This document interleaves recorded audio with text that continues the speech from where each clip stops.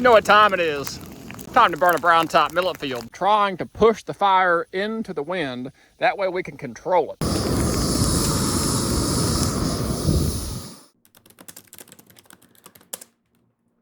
The day we've all been waiting for has finally arrived. We're about to go set fire to the Browntop millet field. I'm gonna be using my propane torch here. This thing works great for putting out a good strong flame to help light that grass. Even the event's a little bit green, still wet, this propane torch really helps get it lit and on fire quickly. This is a partial tank, so it's a lot lighter to carry around that field. And in case you're wondering, I do have a burn permit in place. I have a permit. This just says I can do what I want. I put in for that this morning and it was approved, so we are legal to burn. The real question is, are we dry enough to burn? We were out here a week ago bush hogging the millet, trying to speed up that drying process, and now we're gonna walk down to the field and see if it's dry enough. It's like children of the corn out here. There he is. I can see you in that corn. There goes a single dove there. Pair of doves flying over. Oh yeah. I think this is gonna burn just fine. There is some green down in here, so that may not completely burn off and clean up this field completely, but I think we'll get a lot of it.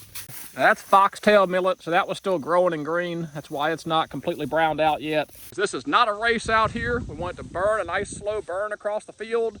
Could take a couple hours, that's fine. We're not in a hurry. We want to keep that fire under control. One thing you might notice this year is we don't have a cut dirt fire break out here.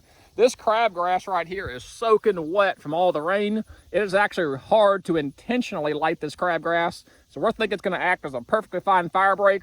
We're gonna have the tractor out here with the loader, working this perimeter, buckets of water. If the fire starts to spread, then we'll go ahead and stop, put in that fire break. But for right now, I think we're fine. This green grass is soaking wet. I don't think it's gonna be a problem. Years past, we've come out here with a turn plow and turn plowed a row around the whole field. So we're bailing on the turn plow and the fire break this year. I'm just gonna use that wet green crabgrass. So the ultimate question I get asked, why are you burning it? I'll show you why. When you have this thick thatch and detritus here, the birds cannot access the seed. Once you burn all this thatch away, that's when you find an absolute carpet of seed down in here. All those dots are seed, and they're sitting on moisture. So what I'm trying to do is prevent these from germinating. So by burning this field off, all of a sudden we're gonna free up all this seed and make it available to the doves. The thatch right now is covering it up. Now there is seed still sitting in this thatch the birds can access, but there's even more of it on the ground down here. And by fire burning it, we'll burn all this off, make it accessible to the doves.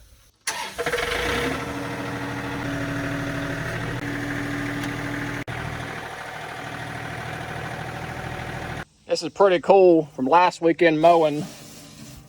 Looks like you dumped a bag of millet in here. That's where I had that loader sitting down low. Hudson got our buckets filled up here. We're gonna have some water buckets on standby in case a little fire pops up. This is gonna be fun. This is the most wind we've ever had. I think we're still good because everything else is just so wet, but we'll be safe, won't we? Yeah, we'll try. We'll try. Me and Smokey the Bear are tight, so we should be good. Can I do it? All right, yep. All right, now step back. Do a little bit more. Just gonna kind of do a little test here in this corner. See what the wind does.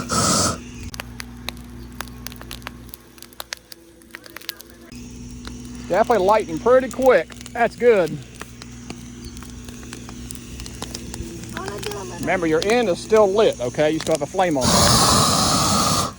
There you go. Okay, you can do it. All right, that enough? It gets hot quick. You can't see it because it's a blue flame. We're just getting a good gauge for what's going to happen here. See what the wind does.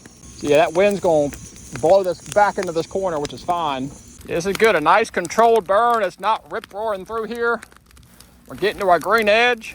We're going to see how it reacts to this edge here to see if we need to put a fire burn in, or a fire break in, rather. This seems to be working perfect here. This fire is honoring this green grass. It just kind of naturally snuffs out on its own. So I think we're going to be just fine. Oh, we got a tornado. We got rotation. We're going to keep an eye on it. Once we get this corner burned out, get this fire break set, we're going to go across the field and burn back to it, knowing we'll have a nice, good fire break here.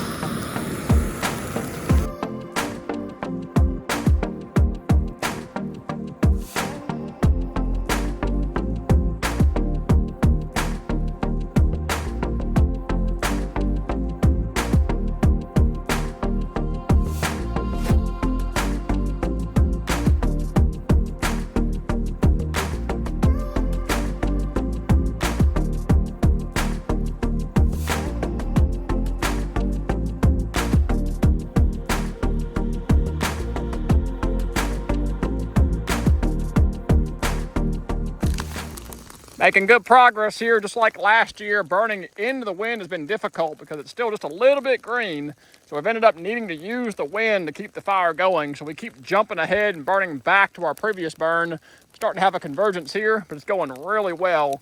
You can see the areas that are green just don't want to burn, but that's okay. The rest of the areas around them are really cleaning up nicely. You come down in here and you can see all that thatch burned off, bare soil and millet sitting down beneath it. You can see the results of what happens when it's still too green.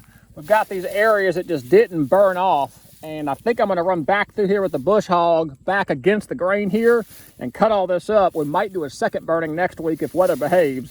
So we still got a lot of debris and detritus out here. But you slide over into a drier area, then you've got really nice burned up, cleaned up ground with a lot of millet sitting right down here on it.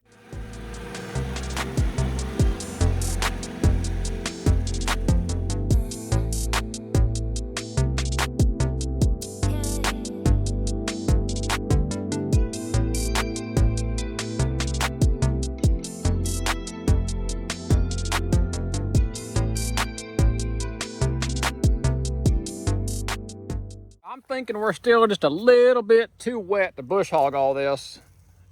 It doesn't just break away like I was hoping to see. I think there's a little bit too much moisture in there. So we're going to give this another week and I think we'll be good.